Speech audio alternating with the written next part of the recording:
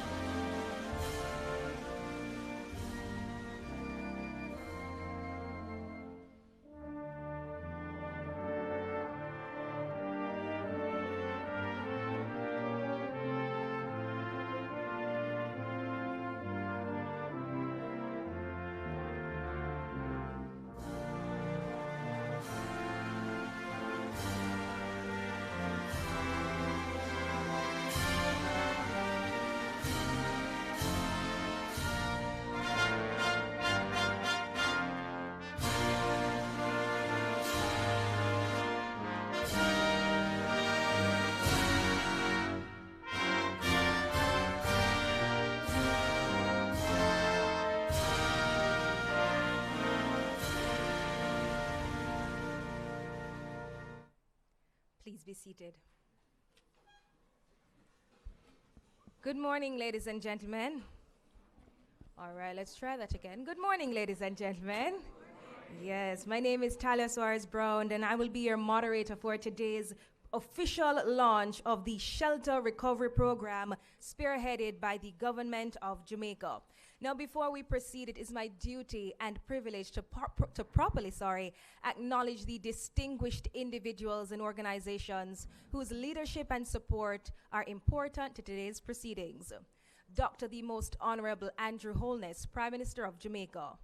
The Honorable Pernell Charles Jr., Minister of Labor and Social Security. Members of the Cabinet, Cabinet Secretary, Catherine Oginski, Political Counselor representing the High Commissioner for Canada to Jamaica. Members of the Senate, Dr. Dayton Campbell, Member of Parliament. Permanent Secretaries and Heads of Departments and Agencies. Ms. Kate Forbes, President of the IFRC. Representatives of the Jamaica Defense Force. Or international development partners. Representatives of NGOs, faith-based organizations, and the private sector. Distinguished guests, stakeholders, and members of the public joining us in person and online. Welcome and thank you so much for joining us today. Now, ladies and gentlemen, on October 28, Hurricane Melissa struck the shores of Jamaica, leaving many of our people homes damaged, many of our people displaced, and of course, communities disrupted. Now, in the days that followed, of course, we witnessed not only the impact of the hurricane, but the strength of our people, neighbors helping neighbors far and wide, and of course, everyone really putting hands and hearts together to ensure that we put everything that we can possible to face adversity head on. Now, of course, today marks an important milestone in our national disaster recovery process. While emergency response provides immediate relief, recovery is what restores stability, dignity, and security. And this new program, the Shelter Recovery Program, represents Jamaica's structured transition from response to recovery, focused on restoring homes and rebuilding lives. So at this time, ladies and gentlemen, to formally welcome us and set the tone for today's proceedings, I now invite Mrs. Dion Jennings, Permanent Secretary in the Ministry of Labor and Social Security. Please put your hands together for her.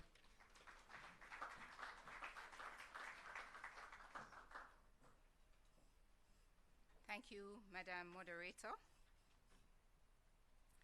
Dr. the Most Honorable Andrew Holness, Prime Minister of Jamaica. Senator Floyd Morris, representing the Leader of the Opposition, Mr. Mark Golding.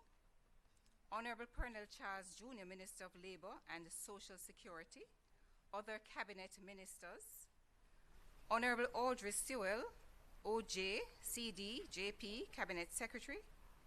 Ambassador Esmond Reed, Under Secretary for Foreign Trade, representing the Permanent Secretary and Head of the Foreign Service, Ambassador Sheila Seeley Monteith. High Commissioners and Ambassadors, members of the Senate, members of the House of Representatives, permanent secretaries, heads of offices of the international organizations, including representatives from UNICEF, World Food Programme, UNDP, GEMS, the Red Cross, and here we have specially invited guest, Ms. Kate Forbes, President of the International Federation of Red Cross and Red Crescent Societies. We also have the coordinator for the Caribbean Chief of Mission, IOM. Staff members of the ministries, departments, and agencies, and I want to highlight from the Ministry of Labor and Social Security, our Chief Technical Director, Mrs. Audrey Dare-Williams, Ms. Suzette Morris, our Director of Social Security, and other representatives here from the ministry, representatives from ODPEM, the Jamaica Defense Force, and other agencies represented here. Members of the media, esteemed guests, what a long list. On behalf of the Ministry of Labor and Social Security, it is my honor to welcome you to the official launch of the Shelter Recovery Program, SRP, a critical initiative in the government's efforts to rebuild and recover from the devastating impact of Hurricane Melissa. This program marks a significant milestone in the government of Jamaica's post-hurricane recovery efforts, following the impact of the hurricane on households and communities across several parishes. While the emergency phase required rapid relief and immediate support, today's launch signals our transition to a more structured and sustained approach to shelter restoration and housing recovery. The Shelter Recovery Program has been carefully designed to provide targeted assistance to affected households, supported by clear implementation arrangements, strong interagency coordination, robust accountability mechanisms. It underscores the government's commitment to transparency, efficiency, and ensuring that assistance reaches those who need it most, particularly our most vulnerable. Today, we will be working with the international community, including members of the diaspora, who will be online, I'm sure, some of whom are online. We want to welcome you. So many have worked to mobilize and leverage the support for this important program. This program embodies our shared commitment to leaving no one behind, ensuring that the vulnerable households are supported and empowered, and those who have been impacted can rebuild their lives with dignity. Through adaptive social protection measures, this program seeks to strengthen our resilience to shocks by integrating cash transfers, livelihood support, and shelter solutions that empower families and communities to recover and thrive. A key component of SRP is financial inclusion by leveraging digital payment solutions and access to financial services, where grant recipients are able to receive and manage funds efficiently. With this, we want to welcome those members of the private sector who are here and those who will support us in ensuring that the solutions for payment reach those who have been affected.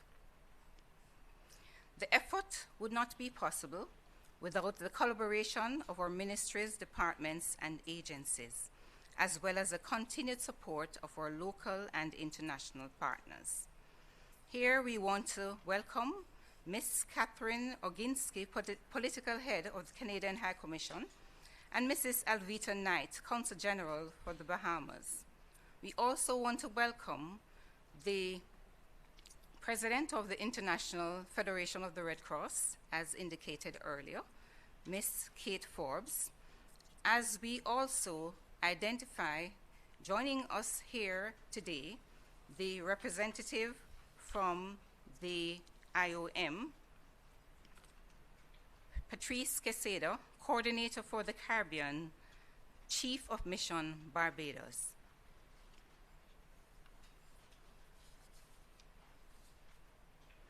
In addition, we want to welcome and acknowledge other representatives of the Humanitarian Society. We have representatives from the World Food Programme, IOM, Food for the Poor, Global Empowerment Mission, ADRA, Council of Voluntary Social Services, and representatives from Jamaica Red Cross and the private sector. Your collaboration and contributions are vital to the success of the program and reflect shared responsibility and unified approach to rebuilding safer homes, restoring dignity, and strengthening resilience at the community level. We are especially pleased to welcome among us our most Honorable Prime Minister, Honorable Andrew Holness, Doctor, who has envisioned this program and who will deliver the keynote address and speak to Jamaica's resilience, determination, and commitment to build back stronger. As we embark on this journey of recovery, we reaffirm our commitment to transparency, accountability, and equity in the distribution of support. Together, we can make a meaningful and lasting difference in the lives of our people. With this, I want to welcome everyone who is joining us this morning as we join our forces in rebuilding stronger, safer, and more resilient communities. Thank you and welcome to this important launch.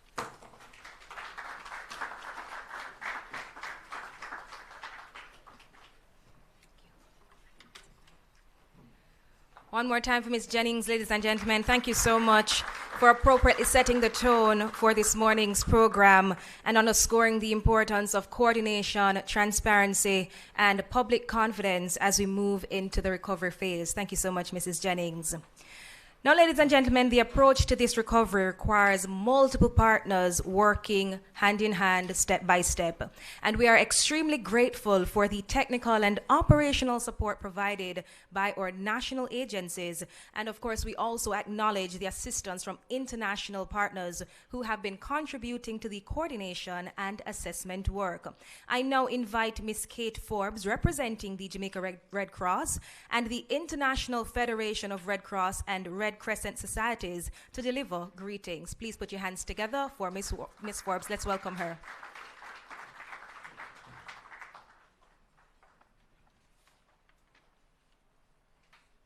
Honorable Prime Minister, Honorable Minister of Labor and Social Security, distinguished partners, ladies and gentlemen. It's an honor to join you today for the official opening of the Shelter Recovery Program, an important milestone in Jamaica's transition from emergency response to recovery following Hurricane Melissa. The hurricane caused widespread damage to homes and communities, but it also revealed something very powerful: the resilience, solidarity, and determination of the Jamaican people. Across the country, communities supported one another, volunteers stepped forward, and the national institutions worked tirelessly to restore safety and stability. Shelter is central to recovery. A home, a safe home, provides dignity, protection, and the foundation for families to rebuild their lives. For this reason, shelter is one of the priority areas of the relief and recovery efforts of both the Jamaican Red Cross and the International Federation of Red Cross and Red Crescent Societies. We are committed to community-based approaches that reduce future costs and risks, strengthen preparedness, and place people at the center of recovery. Together, we have supported damage assessments, shelter planning, and coordination with government and partners to ensure assistance reaches those most in need quickly and responsibly. This people-centered approach is essential not only for recovery today, but for resilience tomorrow. As we enter the recovery phase, the IFRC is proud to support Jamaica's recovery through and with the Jamaican Red Cross, reinforcing its role as an auxiliary to the public authorities. But recovery is more than providing safe spaces. It's about restoring stability to people's lives. That means supporting families to repair and rebuild their homes and ensuring communities are better prepared for future shocks. It means combining strong national leadership with local capacity, supported by international cooperation when needed. None of this would be possible without volunteers. Volunteers are the backbone of the Jamaican Red Cross and globally for the IFRC network. And they remain a vital force in recovery and resilience. I encourage more Jamaicans, especially the young people, to step forward, volunteer, and be part of building a stronger and safer communities. As we look to the future and reflect on the lessons of the past, we must remember that preparedness matters. Anticipatory action saves lives, and resilience in our communities is our greatest asset. Prime Minister, Minister, and partners, thank you for your leadership and shared commitment. The IFRC and the Jamaican Red Cross remain fully committed to this partnership and engagement, to strengthening resilience, restoring dignity, and sustaining hope for communities across Jamaica. Thank you so much. Thank you so much, Ms. Forbes, for all the work you have done and all you continue to do. The role of the humanitarian partners, ladies and gentlemen, is quite essential in extending reach and accelerating recovery. This partnership approach reflects one of the key pillars of the Shelter Recovery Program, working with trusted organizations to deliver support efficiently while remaining aligned with national coordination and standards. Now, the Shelter Recovery Program is the government of Jamaica's comprehensive framework for post-disaster housing recovery, and it supports household rehabilitation, roof repair, restoration, recovery, and reconstruction using multiple delivery pathways tailored to assess needs. To provide a detailed overview of the program, its structure, delivery modalities, and the implementation framework, I now invite the Honorable Pernell Charles Jr., Minister of Labor and Social Security. Please join me in welcoming Minister. Put your hands together for him. Thank you, Otelia. Good morning. Acknowledgements, of course, to our Prime Minister, Dr. the Most Honorable Andrew Holness, Cabinet colleagues, other ministers of state, all of the distinguished guests, representatives of the opposition leader. Let me particularly highlight President, who is here, President of the International Red Cross, who has changed her flight to be with us here in Jamaica, and I'm very grateful for you being here, President Kate Forbes. We have many, many distinguished guests, so I won't go into the long list. Just to say that today is a very good morning. This is hope in action. I want to tell you, the Ministry of Labor and Social Security has been at it since Hurricane Beryl. We have been out. When everything tapered down for everyone else, it went up for us. And we came together and said, you know, we can't wait until 2025. We'll get an opportunity to ease down. And then Hurricane Melissa came. And I want to especially say to those members of the ministry and our partners, particularly the stakeholders in the Humanitarian Assistance Committee, who perhaps you won't know their names, no big positions, but they are the ones on the ground. They're the ones who have been impacted. They lost their roofs, they lost their homes, and the next day they were at work serving the people. Amazing, amazing humans who are fully committed to national service. Volunteers who took the time, closed down their business, went into Westmoreland, went into St. Elizabeth, Trelawney, brought all of the goods that they could. Persons from the diaspora, persons who are not Jamaican by birth, but know more about Jamaica than many of us. And when the ministry and our social workers went into what we call the nook and cranny, they were there before us.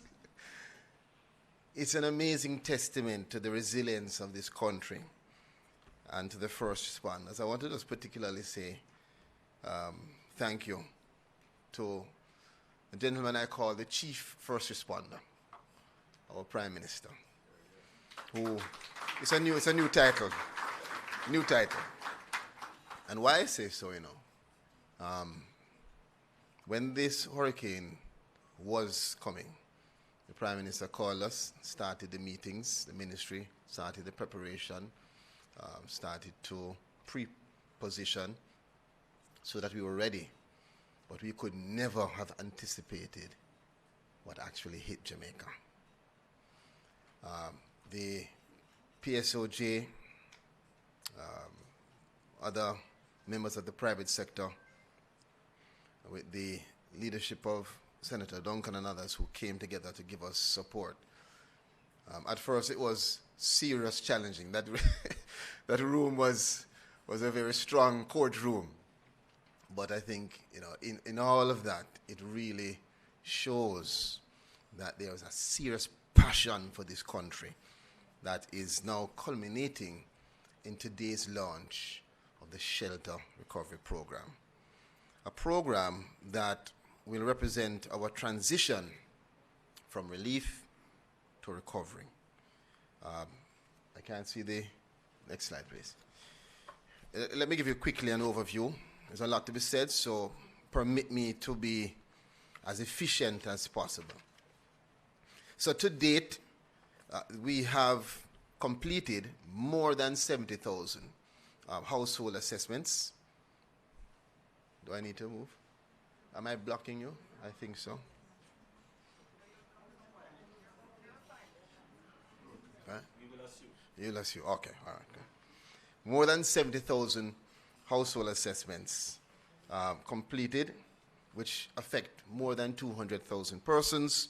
And of course, these assessments are conducted with the support of not just the Ministry of Labour and Social Security staff, but the several volunteers sent to us by the Honourable, is it Honourable Lovely or Lovely Honourable Babsy Grange?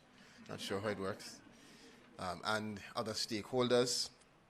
And that group, I must tell you, is an amazing group of persons, including our liaison officers who have, on their own volition, chosen to come back to Jamaica from Canada, from the US, and have given stellar service. Our staff members who were affected, who continued to work with CTD, Audrey Dear-Williams, who led that group in just making sure that we had persons trained and out there on the buses. Again, wasn't always perfect, but look on where we are now. Put in comparison that we have done 70,000 up, and in burial, in 8 months, we did under 20,000.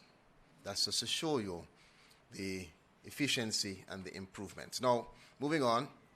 So when they go out, Minister Hamilton, they go out and they do an assessment in 5 categories. Now it says 4, it's really 5.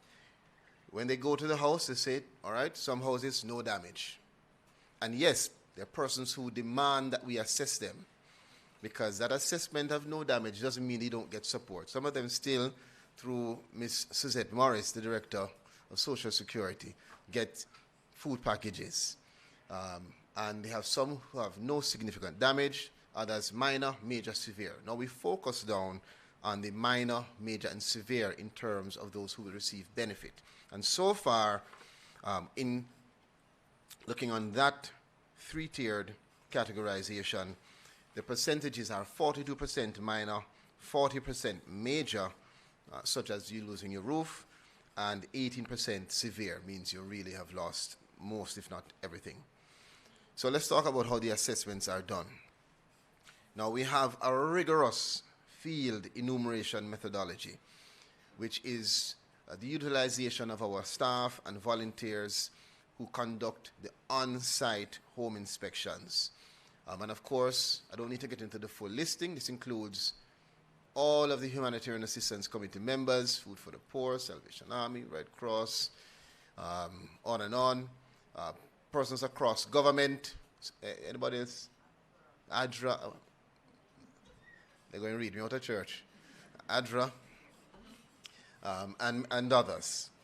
All right? And I must tell you that the World Food Program assisted us last year in really upgrading the system that was utilized, primarily a paper-based system, which is now a digital, functional, operational system called the JISTV, Jamaica Household Damage Impact Needs Assessment Tool, which allows for us to have real-time updating with pictures, Minister Dalrymple, Philbert, and GPS location. So we're going abroad.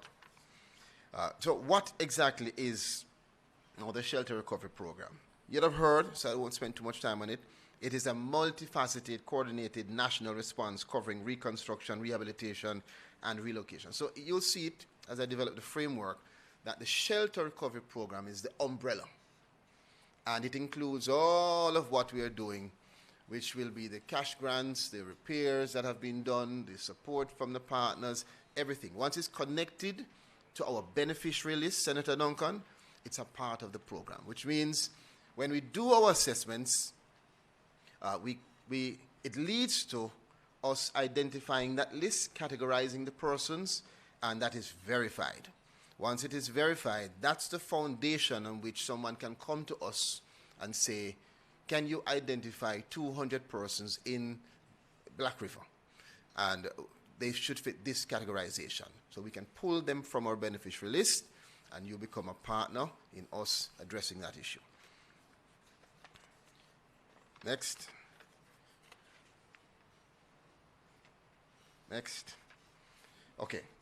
So who qualifies to be eligible? And we get this question a lot. Who qualifies for the Shelter Recovery Program? Dr. Anderson Thomas will tell you that she had a group of persons confront her to say, how do we apply? Can we apply online? Can we call you? What do we do? Now, you don't need to do that. Once you're on the beneficiary list, meaning once you have been impacted by the hurricane, Minister Main, you have many, impacted by the hurricane, and you have done the assessment, and you have been verified, you are automatically qualified. Now, if we go to your street and we don't see you, we cannot complete the assessment. So we have a self-reporting tool that you can also access, not for you to be qualified, but for you to then be assessed, then verified, then you would qualify. Thank you very much.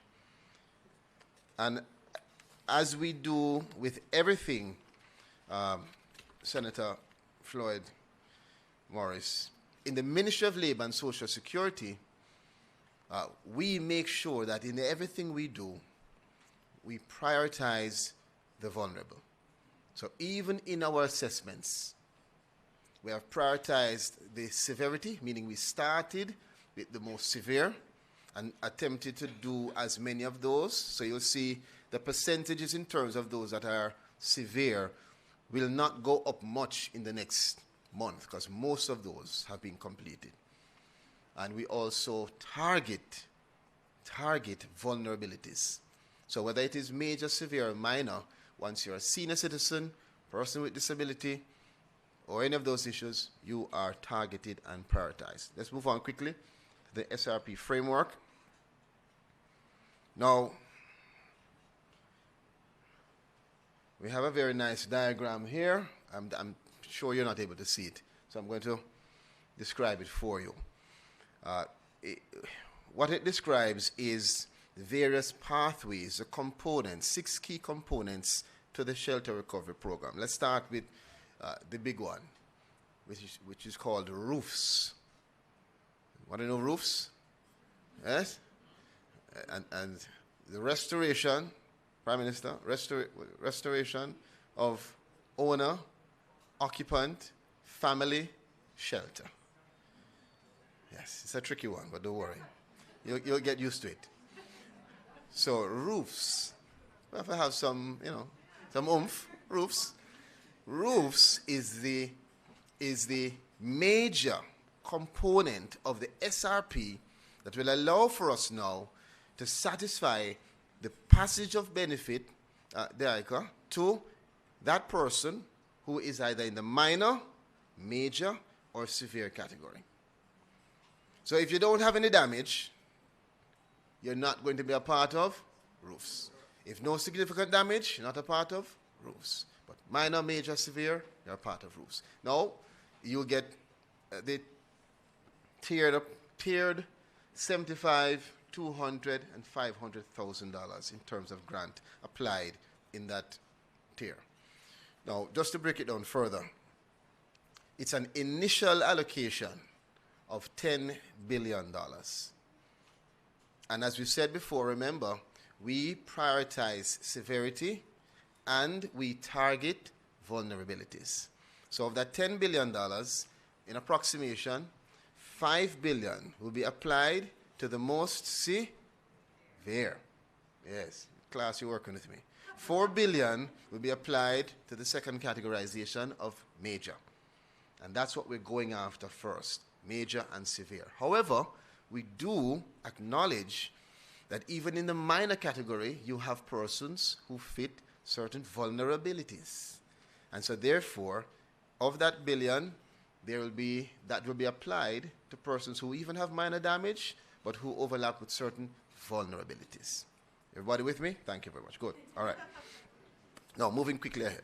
So that's one stream of the SRP. The next one is a government-led repair, which is led by the Jamaica Defense Force, and I want to truly, I'll have to talk for an hour about the efficiency and the strength of the partnership with the JDF. Thank you, Prime Minister. So the government-led repair is the next stream, and the PM will dive into the details of it. Anything that's related to any one of the programs, such as a compound led by the JDF, falls under that. Partner-led repair is that repair led by the members of the Humanitarian Assistance Committee, like Food for the Poor. I see Ackley here, who's putting on many roofs. Other members like GEM and IOM, who will be working with us, and we won't go into that program that will be announced soon by the Prime Minister sometime within the next month. But that's partner-led.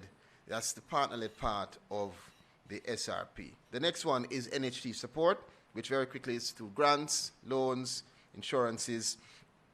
The rapidly deployed modular solutions, which will be those full or almost complete solutions provided through the Ministry of Economic Growth and Infrastructure Development Social Housing Program. And lastly, there is the intention for us, or we will be extending the normal relocation and regularization programs of the government to make sure that persons who are in vulnerable spaces are moved to more sustainable spaces.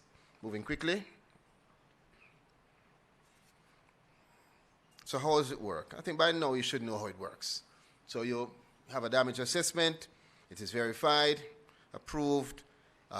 We determine which one of the 6 categories you fit into, and then the support is delivered. And I will, at a later stage, very quickly tell you the principles which will show that if you're in one category, you won't be in another. All right. Please remember that. All right. So let me answer the question of when does the SRP start. So you will hear from our keynote speaker the details, but let me just say, it started already. All right? But the roofs section, which I know many persons are interested in, that initial $10 billion allocation, our effort is to continue the work with the geospatial team and my team to get everything together to get that moving by the end of January. For lawyers who are here, note I did not put any year. I'll leave that alone. Prime Minister is not smiling with that one. No, I did get a smile a while ago. All right, so I'm not going to go. I went into the components. I don't need to go through all of that again. Roofs program, can move that on.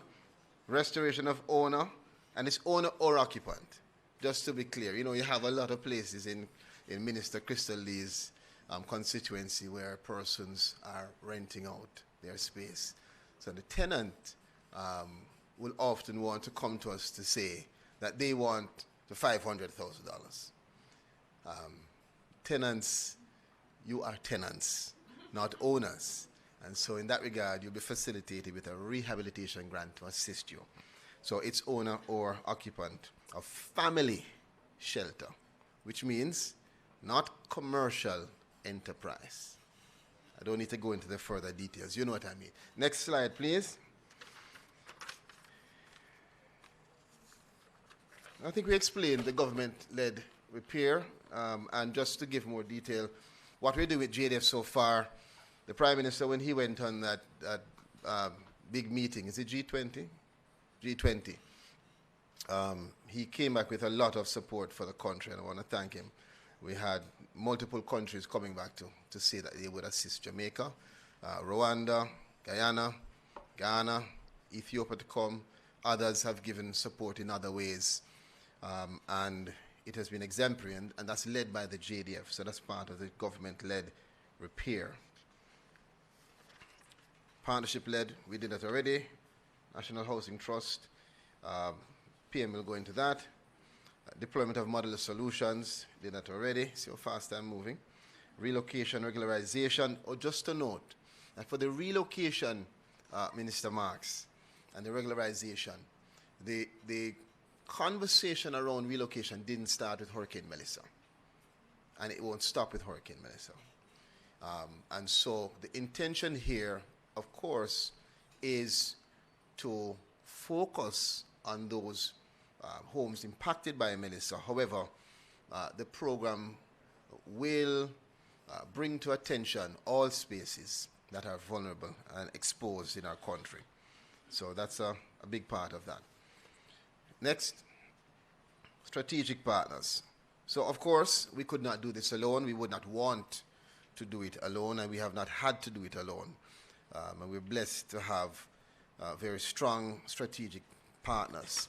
And I want to highlight, of course, ARPEM, Commander Gale, and the team have been the crucial partner, the Ministry of Local Government, and others in terms of the support, the JDF, all of the parish municipal corporations who have been working hand in hand with us across all ministries. I don't want to start calling all the names, but just to say that these strategic partnerships have truly allowed for us to deploy in such a way that we are as efficient and effective as we have ever been.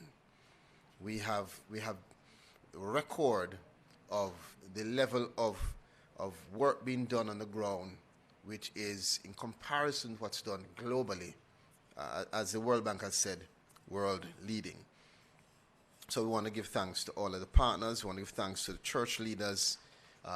Yes, you can clap. And just to indicate that there continues to be a role for all of our partners and a role for all of the members of Parliament, Minister Montague, and councillors and community leaders. And I want to encourage all of you who are listening to make sure that if you go through your community, if there is anyone who is yet to be assessed, that you pass that information to us. And if there is anyone who requires any additional support, meaning they form part of that group that has vulnerabilities, please pass that information to us, despite whatever categorization they are in.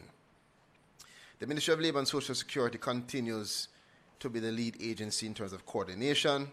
RPM, of course, you know, is with JDF and others driving other aspects. We can move on to the next slide. In terms of the delivery, which I know everyone is interested in, let me say that we will be utilizing further to instruction a suite of payment modalities to advance the delivery and disbursements from the ROOFs program. That will allow for us to accommodate the many different circumstances that persons are now existing in. Some persons are without electricity, some are with electricity, some are not in their home, some don't have access to bank, etc. And so for the $75,000 part, which is the rehabilitation grant, that portion, which goes to the minor and to $75,000 out of the major and the severe, the beneficiary will have the opportunity to utilize it in any way. And the Prime Minister can go into further detail. But for the larger portions, it is our intention to make sure that how we deliver it is in such a way that establishes and assures a country of not just efficiency, but accountability. And so we will be utilizing primarily for that larger portion the digital formats and vouchers that allow for us to know when it's used, how it is used, and to be able to ring fence and have some management, better management over where it is used. And that's what the country, and that's what the Prime Minister has instructed us in terms of ensuring accountability with the money that has been allocated to us. Next slide, please, as I close.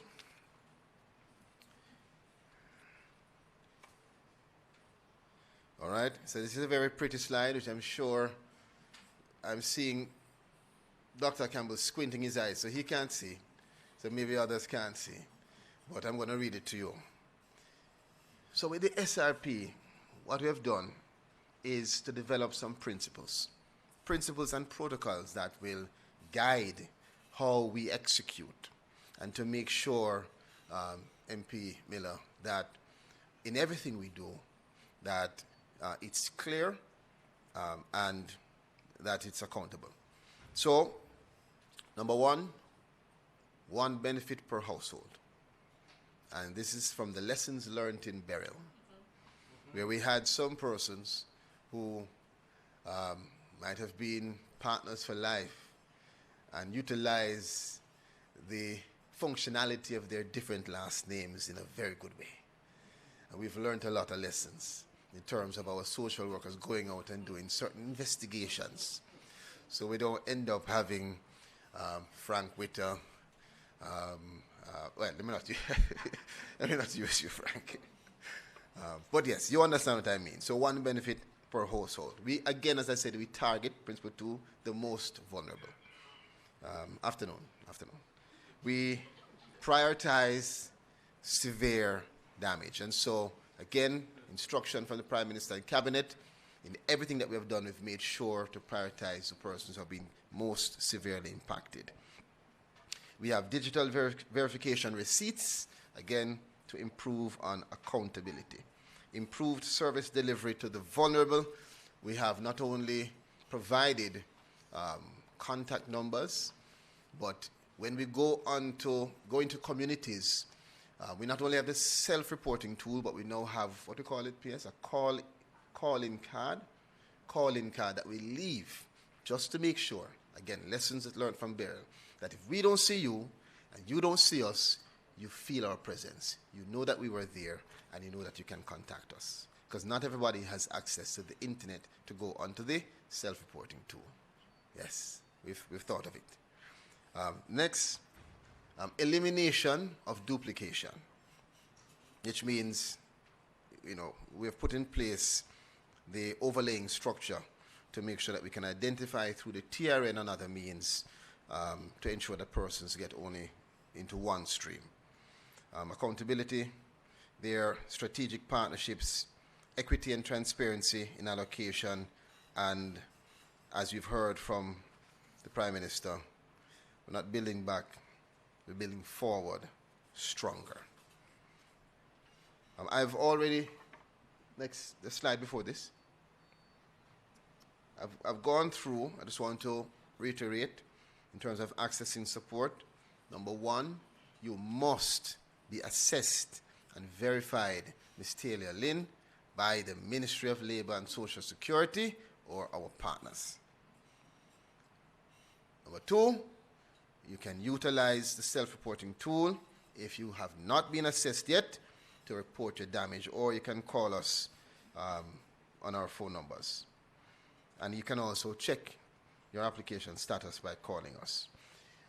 But there is always the option of going to one of our parish offices, which you call Path Office or NIS Office. And at the office, we will either allow you to access the online tool or just assist you as we see you. And I want to, before I close, say this loudly. There is no fee associated with the process of application for the Shelter Recovery Program. Now, why would the minister be highlighting this? It makes no sense, but let me tell you. Artificial intelligence is being utilized by all, not just those that have good intentions. And so already we have had to cauterize and eliminate from the public domain persons who have sought to give the impression that they are associated with the Ministry of Labour and Social Security or the government of Jamaica, and asking people for information to be a part of these programs. I want to reiterate, there is no fee, and that you should utilize the authentic channels. Government ministries, GIS, Ministry of Labour, the Prime Minister's social media, those are the authentic channels of information. Please, very, very important, because we have found that they target the same persons we are targeting, the vulnerable. And so it is easy. So our social workers are alert, and they're placed on alert to make sure that they can identify the persons trying to destroy our prosperity. Slide. Okay. All right, this is actually pictures showing some of the work already done. So I want to close by just saying that the Shelter Recovery Program is already in action. The work that is being done to repair several roofs and homes has already started. And when the question is asked about what the government of Jamaica, led by Dr. the Most Honorable Andrew Holness, is doing about Hurricane Melissa, we will be able to say safely and boldly that our response has been swift and as comprehensive as possible. And on behalf of all of those persons, Prime Minister, who have been impacted, persons who have interacted with our social workers and our team members, who rely on us not just to take down their information, but to relate to us their trauma, we want to tell them that we see you, we hear you, and we are here to continue to care and work for you. I want to thank all of the stakeholders who are assisting, not just with repair of roof, but many who are helping to treat with the mental health issues and the psychosocial support. Several team members, several stakeholders, I won't start calling all the names, but it's an essential part of the recovery, is not just building back the four walls and the roofs, but building back the capacity, the hope, and the community. And this program truly represents hope and resilience for Jamaica. I thank you.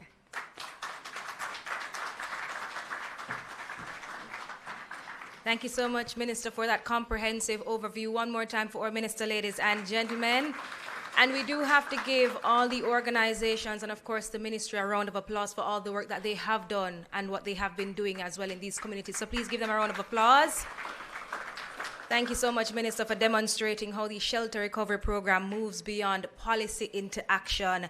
And of course, through initiatives such as roofs, government-directed repairs and partner-led restoration and rapidly deployed shelter solutions, this program ensures that recovery support is targeted, needs-based, and responsive to the realities faced by affected Jamaicans. Thank you so much.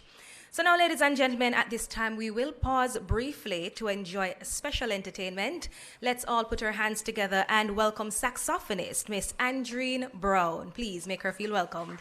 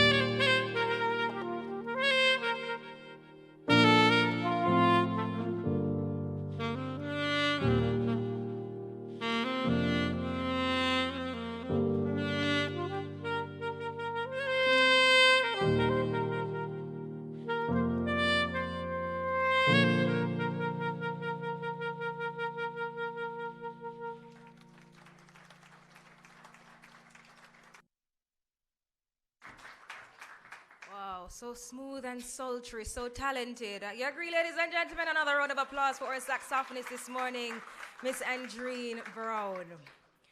Now, recovery on this scale requires leadership, national vision, and sustained commitment. It is therefore a distinct honor to invite our keynote speaker, our Prime Minister of Jamaica, the Most Honorable Andrew Holness. And of course, he'll be speaking on, of course, Jamaica's commitment to restoring shelter, strengthening resilience, and supporting affected families. Please put your hands together, ladies and gentlemen, for our keynote speaker, our Prime Minister of Jamaica.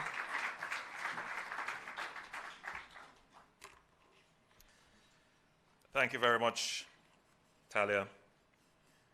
Allow me to wish for you all a happy, peaceful, healthy, loving, give me some more.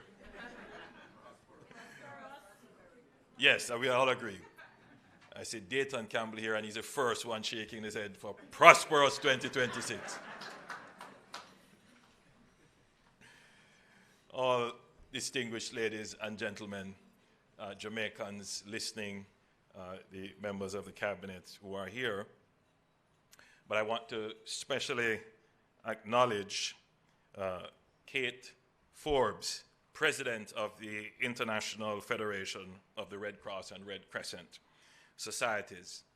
I do this because the Red Cross is a huge institution, probably the largest and oldest humanitarian entity in the world, supported through various conventions, including the Vienna Convention. And I was reminded yesterday that the Red Cross is an auxiliary to the government. They are in countries all over the world, and they work closely with government. Mainly, they provide good advice to the government as to how to manage disasters. They act as a force multiplier in terms of rapidly increasing the capabilities of governments to provide volunteers. And they ensure also that the relief and humanitarian efforts meet certain standards to preserve the dignity of the beneficiaries. So they're very critical, and it is not always that Jamaica would have the president of such an august institution visiting, and so I must make much of it. And we are grateful to have you, and thank you for your support. Of course, one of the things that the Red Cross does very well is to raise funds. And I am told that you will be raising some funds for Jamaica, and certain programs will be well sponsored and supported.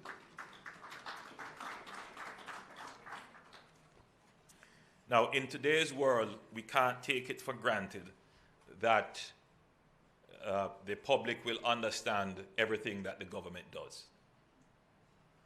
In fact, the more we study this issue of government communication, the more we realize that, you know, the more we say, the less people understand. And that is because there is an entire industry now created around attention. In the traditional and conventional way of communication, maybe 10, 15, 20 years ago, government communication had a kind of central position. You would consider that to be the go-to source for authoritative information. But in the democratization of media and the evolution of the citizen journalist and social media, you find within that quite a bit of anti-social media, meaning that there are persons whose purpose is just to provide a counter-narrative that may not be true. This is not to say that the democratization of the media landscape through social media and the citizen journalist is not a good thing. I think it's a great thing. I think it has expanded information and given more access. But it also means that government has to change the way in which it communicates to also address this emerging anti-social phenomenon, which, if not addressed in the attention economy, can have people's attention being captured for the wrong reason, and it can lead to destructive and antisocial outcomes, deviant outcomes even. So this administration has taken a very instrumental, direct approach that we are going to stand in the information market. We're going to increase our efforts to communicate with the people, to meet them at their level of understanding, but also to elevate the level of understanding. What we put out must be the truth, and what we put out must edify. It must uplift people, and it must give hope.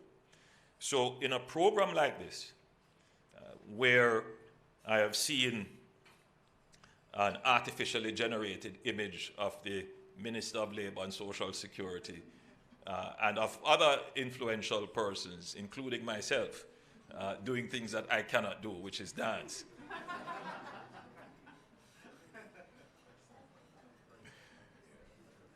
We have to be absolutely careful that there is no hijacking of a program like this that could have persons being caught paying for receiving the grant, for example. Because there are such scams out there where an unsuspecting person may be caught up in a scheme to say, let me help you to get the $500,000 grant. There is no intermediary. I want to make that point clear. The Ministry of Labour and Social Security is not hiring anyone, any agent, any intermediary to help you to get the grant.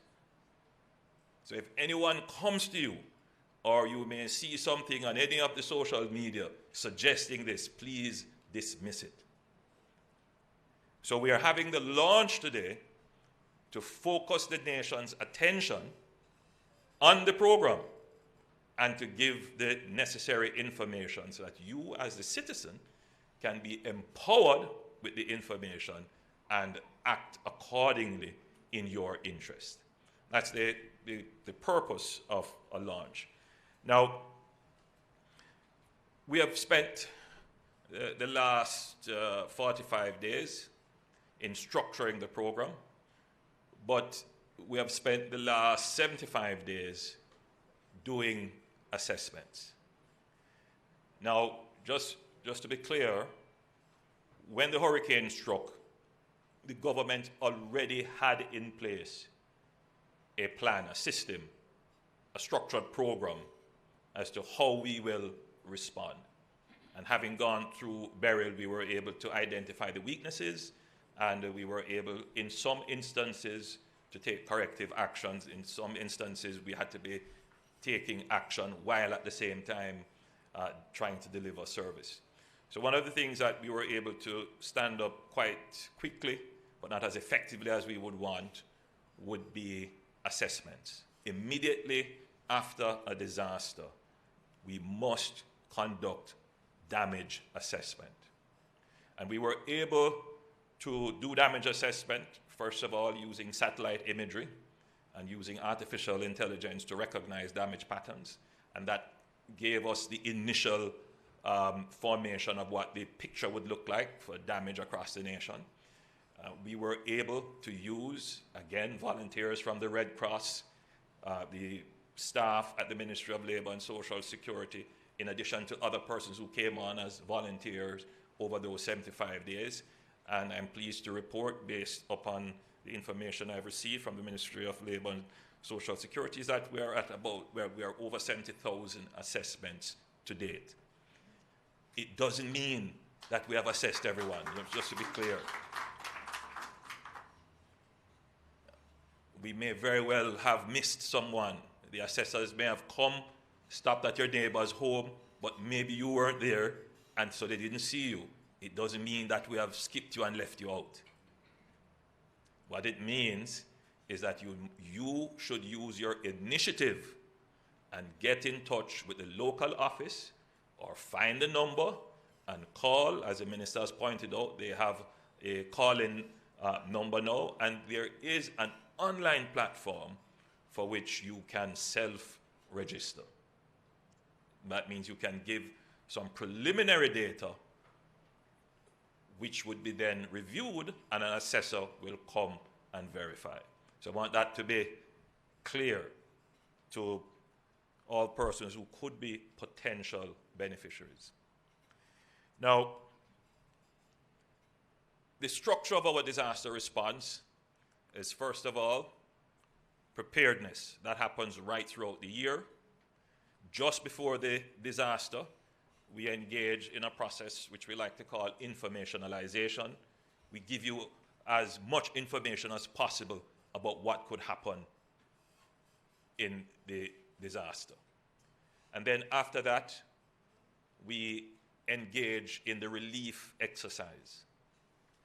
And then after relief, we enter what is called the recovery or the restoration phase. And then after the restoration phase, we enter the reconstruction phase. So if you try to position yourself now 75 days or so after the disaster, you would say we are firmly in the recovery phase. But it's not sequential. It doesn't mean that you have to do relief, and then you end relief, and then you go into recovery, and then you end recovery, and then you go into restoration. No, all of these things are happening simultaneously, but they will be at different levels of intensity. So you can say 75 days or so after the storm that we are in a lower intensity as it relates to relief efforts. And it's not just that the government is winding down relief efforts. The people are tired of it, some of them. They will tell you, look, I don't want any more food packages now. Bring the zinc. I want my roof to be restored. Meaning mentally, psychologically, the mindset has shifted. We want to see recovery. And that does guide government's policy. Let me just depart quickly and say this. So, for example, there are persons who will say, listen, the government should keep the duty-free for a long period of time. Well, we'll try to keep it as long as we can, because the truth is that what you really want now is not necessarily the relief supplies. What you really need is the building materials, because of the different phase in which we are naturally emerging. And so, yes, at some point we try to accommodate. At some point we have to draw the line, because we also need the revenue in order to pay for the recovery. Right? And these are things that we have to balance. But if you listen to the discussion in social media, sometimes it goes the other way.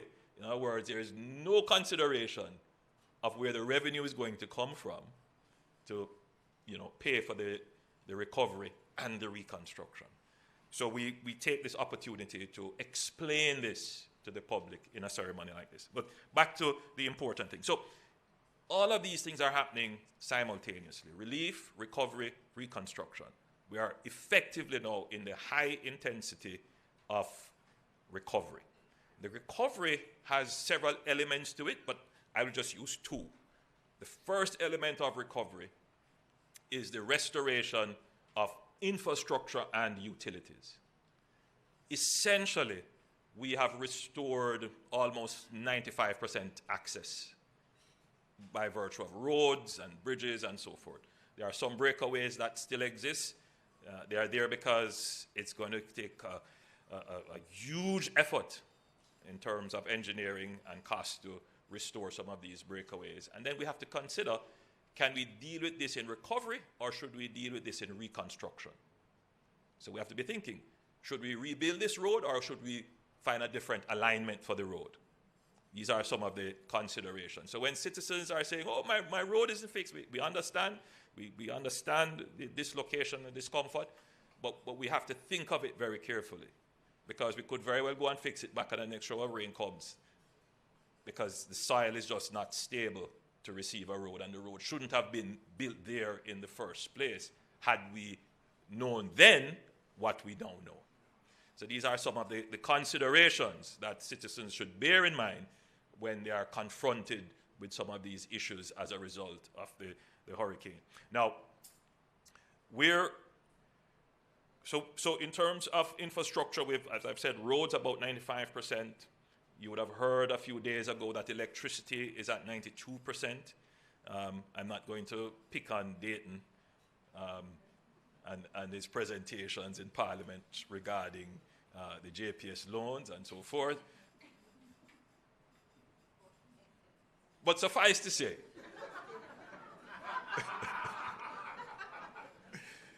that the loan to JPS was necessary to accelerate the recovery of the public utility of electricity, which drives the recovery of water and telecommunications as well. So it's critical to get back electricity. And again, that has to be done strategically. We won't be able to give back electricity to everyone on day one or right away. So we do critical corridors, critical installations, and then we move to the off parts, the last mile, as we call it. So we are expecting that, by end of February, we should be in the high 90s in terms of restoration of electricity. And when I did the research, we are above our peers, countries of our size, economy, and capabilities in terms of how fast we have returned infrastructure, and just slightly below first world standards, right? So the other element of recovery would now be to get persons back in shelter. Now notice, I'm not saying we're going to get you back in your home, which suggests a kind of final solution. What we want to be able to do in the recovery phase is to relieve the discomfort of not having a roof over your head, a shelter. That's the critical thing right now. And there are many, many, many Jamaicans who are without shelter, a roof over their head. Right? An image that is seared in my mind, driving through, I believe it would have been Bluefields. Two images, Bluefields, I believe so, was seeing in the winter of forests, meaning the denuded forest, someone found it necessary to hoist the Jamaican flag. Some of you would have seen that, and that was just so inspiring. But just driving past that, there was a house that was totally destroyed, a grandmother lying on the couch, and her family around her trying to comfort her. There's no house, just a couch and furniture strewn all over the lawn, and the grandmother obviously ill, and the family just trying to comfort her. And today there are still families in that circumstances, as I am reminded constantly by Dayton and others. I'm not seeing Floyd here, but Floyd, he was here. Different, I'm talking Floyd Green, but my friend Floyd. Floyd representing Floyd Morrison, Professor Morrison, representing the leader of the opposition, but Floyd Green, Member of Parliament for Southwest St. Elizabeth. He constantly reminds me as well of the families that are without shelter. Now, we would have wanted to do this in December or earlier. The challenge was that it would be difficult to undertake payments not knowing what the full extent of the damage was. And the only way you could get that full extent is to actually go and do assessments. So as statisticians will know, that when you start to examine a data set over and over and over and over again, you start to see patterns emerging. So we would know with 10,000 assessments whether or not 50% of them would need $500,000, and 20% would need $200,000, and 30. So you could very well end up committing yourself with a budget that has no real basis on how it should be categorized. And so we had to wait until we had sufficient saturation and pattern emerging of what would be the nature of the damage and therefore the type of allocation that should be made. And so we felt that we reached that point about 2 weeks ago, and therefore we were able to now mobilize and launch a program. So you would now hear the categories. 75,000, minor damage. That would get you a couple sheets of zinc, put back on your roof. Of course, this is not meant to totally rehabilitate. This is to support. So you have to make a contribution to that process. So that's for minor damage. For major damage, we're assessing that you may have lost a section of your roof that would amount to maybe a room, but the structure is still intact. It's still functional, it's accessible. You still have some shelter, but there's great inconvenience. And severe damage would mean that you would have lost probably a roof accounting for more than 2 rooms, or a total loss. The structure is inaccessible or totally damaged. And for that, you get $500,000. Now, we know that the restoration of shelter is not only the restoration of the roof. And therefore, the assessors, the instrument that they go to the public with, would ask, what are your critical needs? Some people say, my critical need right now is to get furniture, because water intrusion was really my issue, damage all my furniture. I don't have any bed, I don't have anything. Some people may say, boy, I need to get back things for my children to go back to school, or some other need. And that is what you would categorize as rehabilitation. But if it says my major need now is housing and shelter, then clearly you are under the roof program, which would be the restoration of owner or occupant family shelter. So this is not anything to do about commercial buildings. If you are an owner of several houses, you can only get one benefit.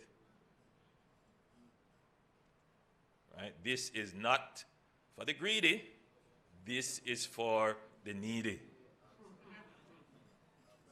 I have to be clear on that, which is why we do an assessment, we take your TRN, we make sure you are uniquely identified so that you can't get a benefit here and then come over and get another benefit there. What that does is deprive someone who really needs the benefit where you would have gotten twice. Right? So we're very careful in putting in place a system of accountability which is built from the assessment that is done to ensure that we get the maximum benefit to the maximum number of persons. Now, the strategy of the government for roof restoration and shelter restoration is to, first of all, address those persons who are not able to restore their roofs themselves, vulnerable in the population, and they may have lost everything. So we have what is called the government-directed or government-led roof restoration program. You may recall that very early in the day, I had indicated that the JDF will lead that. And the JDF is in the field, coordinating with other engineering corps who have come to Jamaica to volunteer. I want to here acknowledge the engineering corps from the government of Guyana, the engineering corps from the government of Ghana, the engineering corps from Rwanda. They are on ground, and we still have a commitment from Ethiopia. And I want to thank our brothers in the Caribbean and in Africa who have come on board to support.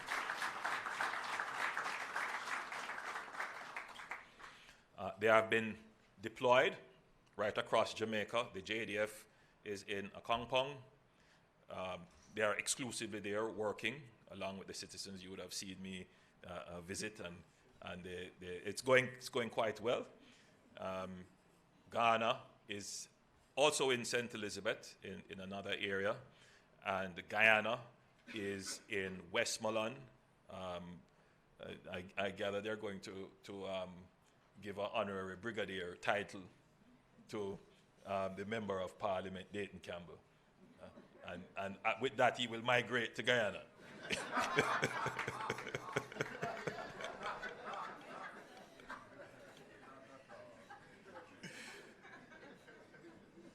This is the only time I get to roast him, you know.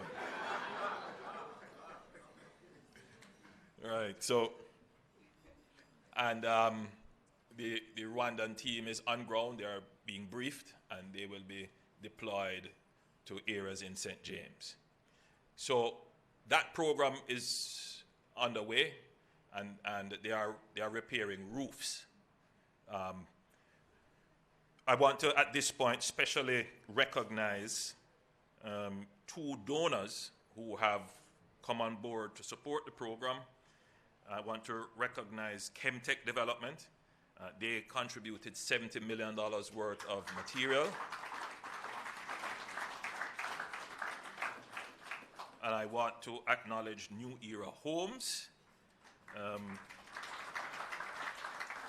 They are contributing $160 million in materials. I don't know if Mrs. Tadio is here representing. Thank you so much. Thank you so much.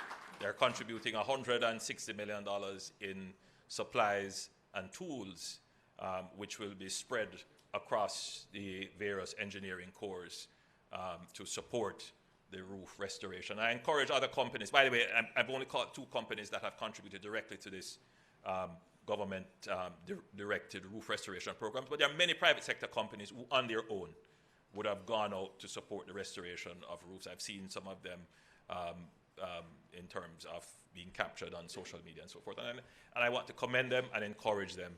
We would love to work with you. And at this point, I should also recognize Trans-Jamaica Highway. They have a program that is coming on board where the government will supply them with the beneficiaries based upon the assessments, and then they will do the restoration. So that's the kind of government directed, government-led roof restoration. Then we have the NHD. And so that I don't make any errors, I will just read the section for the NHD. So the National Housing Trust, as our nation's premier housing agency, has rolled out a suite of additional support for its contributors and the wider public, which commenced November 4th, 2025, last year. So they were just like 30 days or so after they were out there supporting the public. So they have a hurricane relief loan of up to $3.5 million for NHD mortgagors and contributors for their immediate relatives to assist in effecting repairs and home improvements to improve disaster resilience. For example, converting from zinc roofs to reinforced concrete slabs or installing hurricane shutters. And that program is ongoing. Persons are applying and loans are being dispersed. They have a 6-month moratorium from November 2025 to April 2026.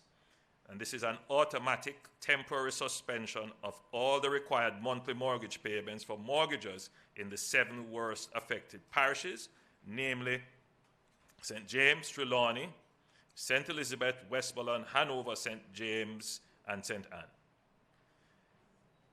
Approximately, and this, just to repeat, this is from November 2025 to April 2026. This is huge. Yes. Approximately 30,000 loan accounts have benefited from this automatic moratorium for mortgagors. And for mortgagors in other parishes, requests for the moratorium are being considered on a case-by-case basis.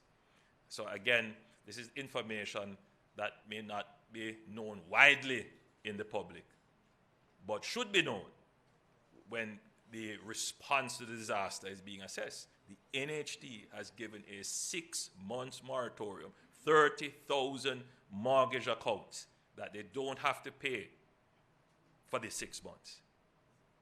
Now, there is a disaster relief grant of $500,000 to contributors of the NHT who sustain damage to their homes or those of their immediate relatives. Up to. Very important qualification. So there's a disaster relief grant of up to $500,000 to contributors of the NHT who sustain damage or their immediate relative. Now, the program essentially mirrors the roof program in the sense that the maximum benefit is $500,000 and the benefit is given upon an assessment. And it's very important to understand that, again, if you're getting a benefit through the NHT, you cannot come and get a benefit under the roofs program. And that is why the programs mirror each other. So there's no higher benefit to get from the NHT or a higher benefit to get from the roofs program. Now, of course, there is the insurance program that the NHT always has the peril insurance coverage. And I want to take the opportunity to remind persons, as long as you are an NHT mortgager, you continue to be, and if you have sustained damage, you can apply for your insurance coverage. Now, the NHT is financing the pre-built modular housing solution for rapid deployment program. And this is being implemented through the new social housing program. So the NHT is spearheading a rapid deployment housing solution and is procuring 2,500 pre-built, semi-permanent modular units. The first tranche of 500 housing solutions are expected to arrive in the island in mid-February. These are units of approximately 300 to 400 square feet with a kitchen, bathroom, and living area. These units will be deployed by the Ministry of Economic Growth and Infrastructure Development through its social housing program, along with the Ministry of Local Government and Community Development. They will be responsible for identifying the individuals to benefit, the deployment and allocation of these units, which were procured by the NHT. So how this will work? Again, these units are going to go to the most vulnerable.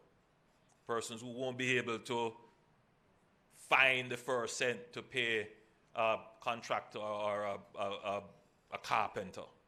You know, so you would be looking at possibly, you know, an elderly, someone who's shut in, you know,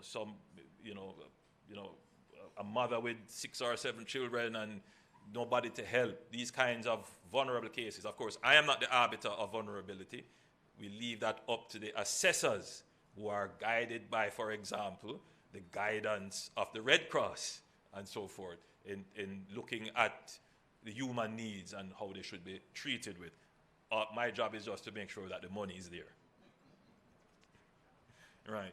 So now we get to the restoration of owner or occupant family shelter program, the ROOFS program. And I want to credit Minister Montague for coming up with this acronym, ROOFS. And this is the third component of the shelter recovery program. So we have allocated 10 billion Jamaican dollars in the first instance. $10 billion is a lot of money.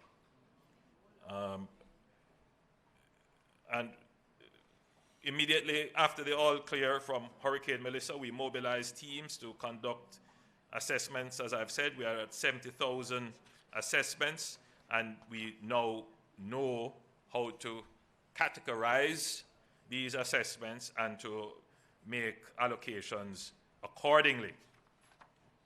Now, I want to clarify how these allocations are made.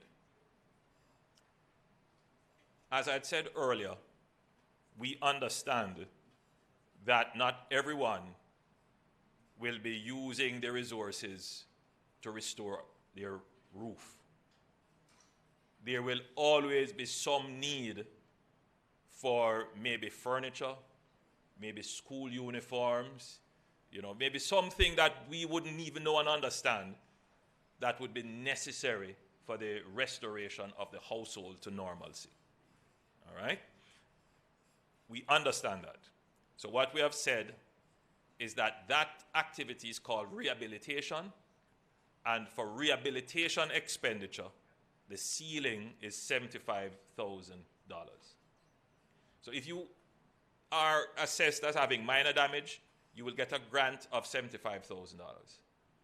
You can use that grant to get, if you had a little stall and you want to get it back up, that's your business. If you wanted to buy back the kids' school uniform and books, that's your business. If you wanted to get back a mattress and a stove or so, that's your business. You can use the grant for that. There's no restriction on $75,000. But you could use the whole thing to get 10 sheets of zinc and put back on your roof, right, for minor damage. If you got major damage, you will get $75,000 out of the $200,000 that you can use for rehabilitation purposes. There will be no restriction on that. The other $125,000, you can put that towards your roof. That is restricted, and you can only use it at selected, authorized hardware or material supplies. Roof directed. If you are assessed as having $500,000 in damage, again, $75,000 is unrestricted. You can use that for rehabilitation purposes, and the other $425,000 focused exclusively on your roof. And we had to do this. The experience we have had is that there are persons who are going to say, well, I'm going to wait for the money from abroad, and what I am going to do with this, it might be a noble thing, such as school fee, or it may go to support the local bar. Now, from my desk as the Prime Minister, and from the desk of the Minister of Finance, it's all economic activity. It's all economic activity. But from a moral standpoint, from a national recovery standpoint, we need to see the roofs go back on. Because we know what is going to happen. The same people who got it are going to turn around and say, the government never gave us anything, or what the government gave us too little, what do you expect? We can't have that. So I'm going to take this opportunity to appeal to you. I know 90% of the people who get the grant, they're going to put on their roofs. They're going to use the funds responsibly. But it is the 10% that is going to create the problem. And so I'm appealing to those persons who already have it in their head, please, use the grant for the purpose for which it was given. It's a lot of money. It's taxpayers' money.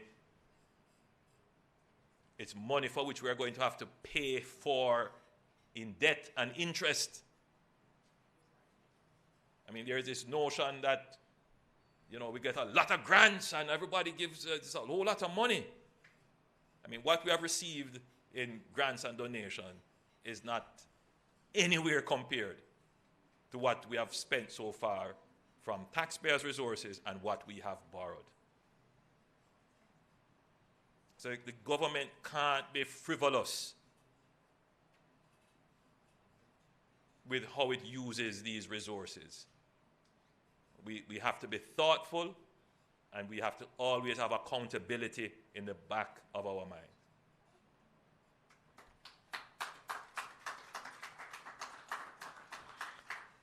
Lastly, I've studied a number of disaster response strategies from around the world. And there are some countries which, they use this as an opportunity, as we are saying, to rebuild forward. And so what some countries do in this phase is to delay the housing recovery because they understand that there are houses in locations that shouldn't be there in the first place. Not because you don't want the persons to have shelter, but we know what is going to happen again, and the problem is going to reoccur, and what we would be actually doing is an injustice to the people who live in vulnerable areas. And so some persons move the restoration of roofing out of the recovery phase and into the reconstruction phase, where they can find alternative locations, subdivide land, build housing schemes, and then relocate. That means that the inconvenience in living in or living without shelter is extended. We took the decision that we want to get the economy back up and running very quickly. That's priority number one, so we can, pay for the reconstruction. And we do acknowledge the human suffering. So we're doing the shelter restoration in the recovery phase and not wait. It doesn't mean, however, that there will not be a relocation effort, because what is clear is that houses are located in areas where they shouldn't be. And a storm is going to happen again, a major storm, and we don't want to have the same thing happening over and over and over again. I want to just read something since I have your attention. In the 65 years since 1960, the Atlantic has produced 799 recorded storms. 799. Remarkably, 201 of them, a quarter of them, occurred in just the last decade, meaning from 2015 to 2025, my administration.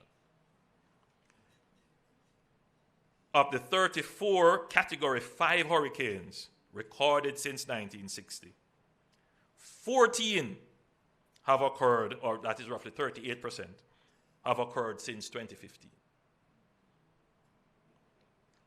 What that is telling you is that definitely we are seeing more intense, overlapping, and more frequent weather events that have super phenomenal impact on lives and balance sheets.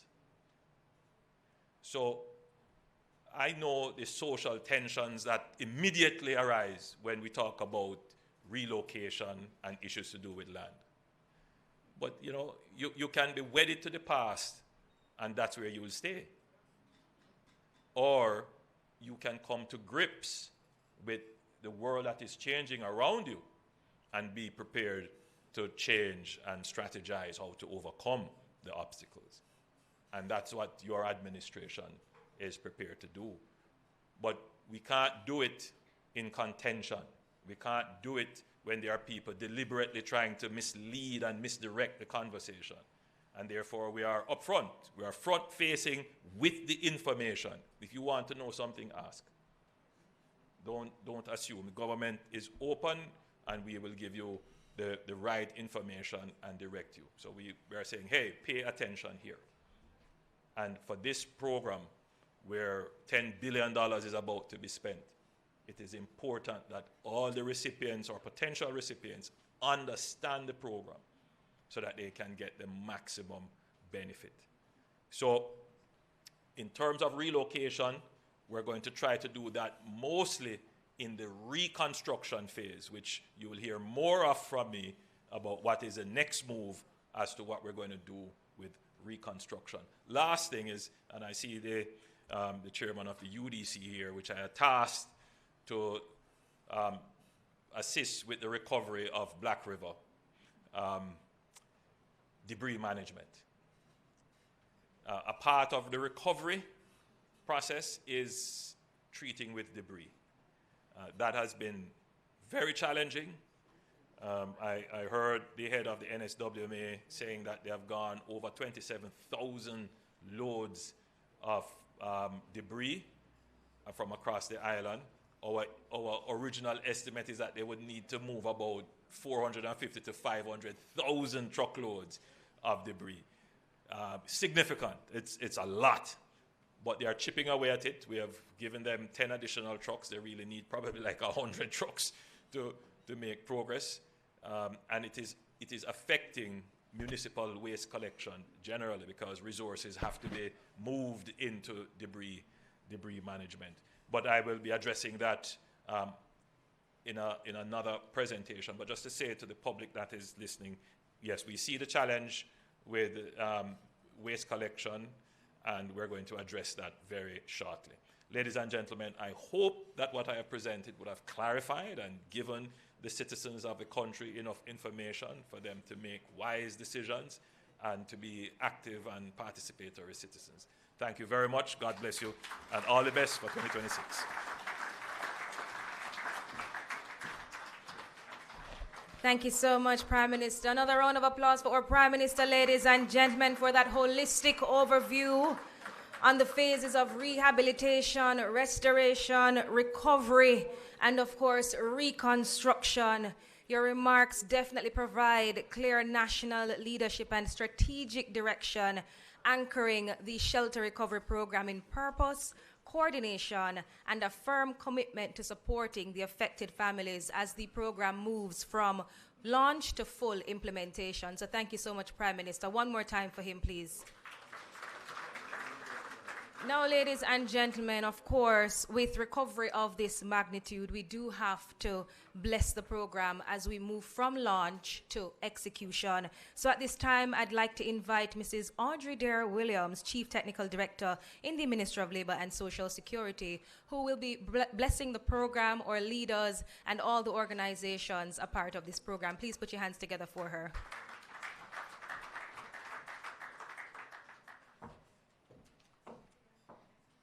Good afternoon, everyone.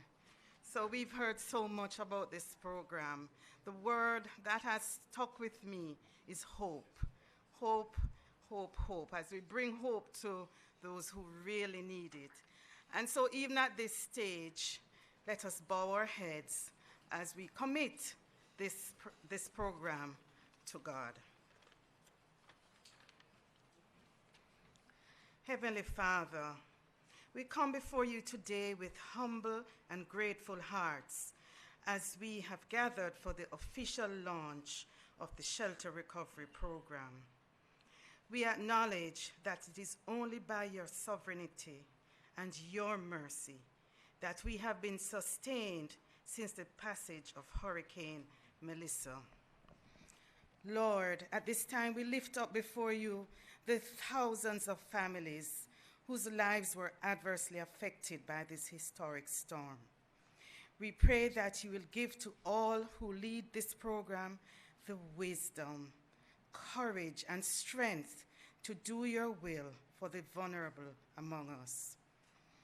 Gracious God, we pray for your divine guidance over this recovery program as we seek to restore the lives of our brothers and sisters in need, as we bring back dignity to our people in this Jamaica land we love. Grant wisdom to all our leaders, our Prime Minister, our Minister, all other members of the Cabinet, members of Parliament, senators, permanent secretaries, and all heads of agencies, and all others who will lead our beautiful island through this recovery phase. We thank you for all the partners, local and international, who have supported us on our journey. Our prayer is that you will continue to bless and prosper them so they can continue to respond to those in need. May we always seek to use all your resources wisely. We pray that you will provide that which we need to respond and respond adequately.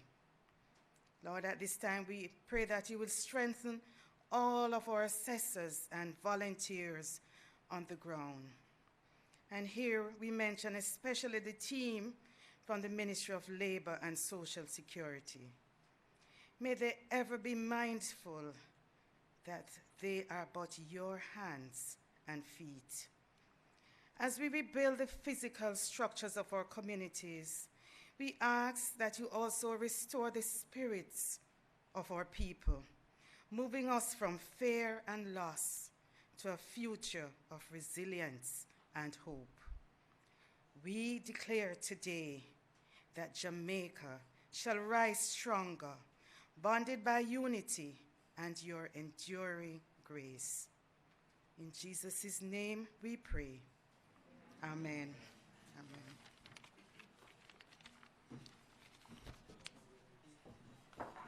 Thank you so much, CTD Williams, for blessing us with prayer this afternoon. Now, ladies and gentlemen, we are now at the end of today's program, and at this time, we will now have the vote of thanks by Dr. Kamisha Anderson-Thomas, Director of Public Assistance in the Ministry of Labor and Social Security. Please put your hands together for her as we welcome her to the podium.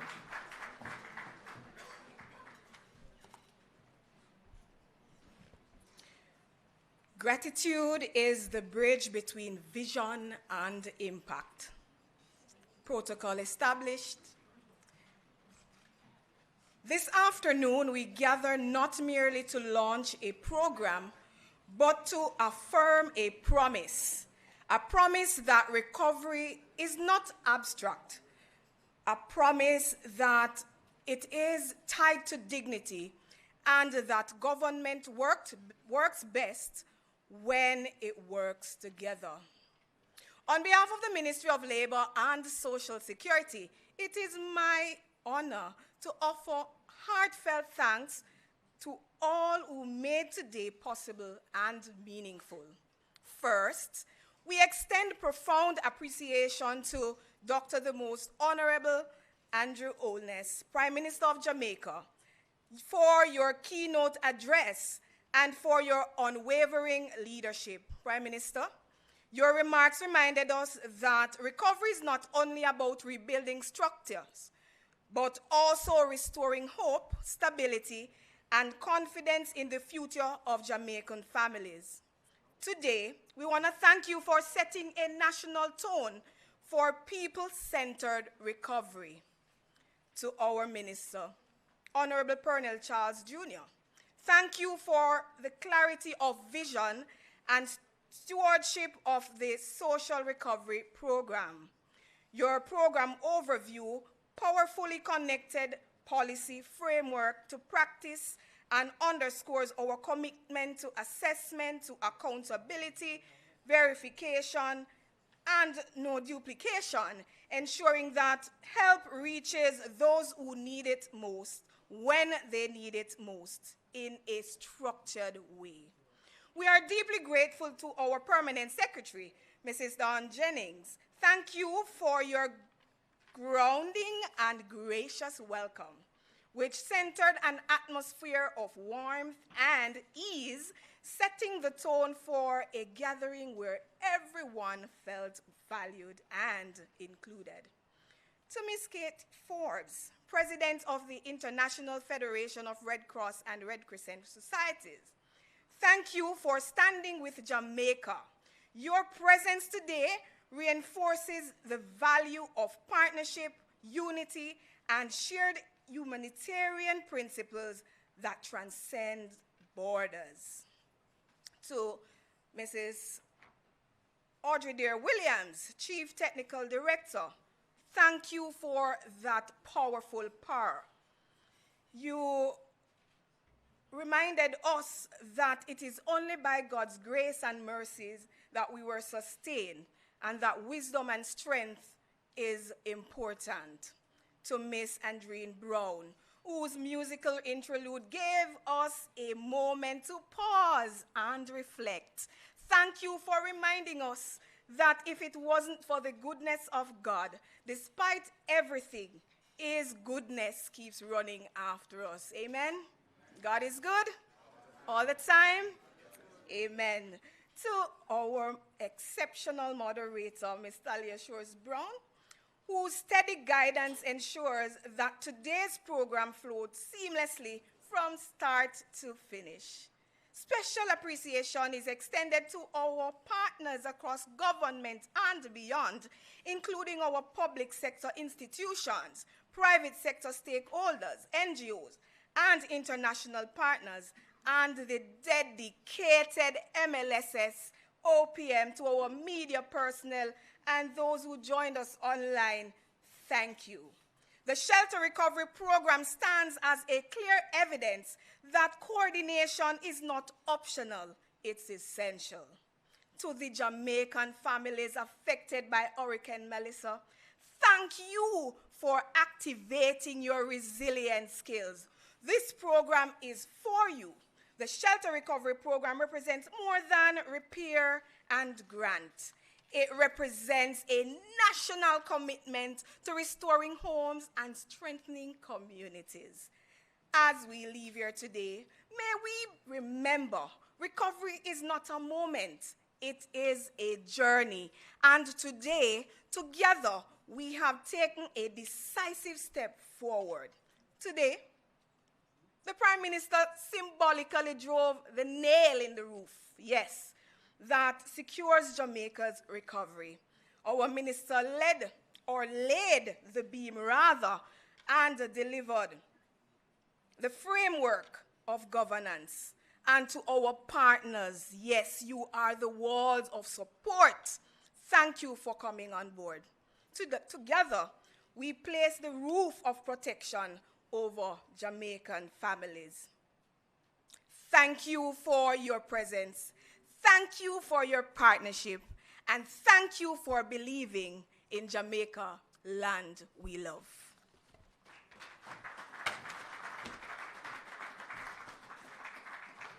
Thank you, Dr. Thomas, for all your analogies, and thank you so much for such a vibrant vote of thanks. Now, ladies and gentlemen, today's launch, marks a significant step in Jamaica's recovery journey.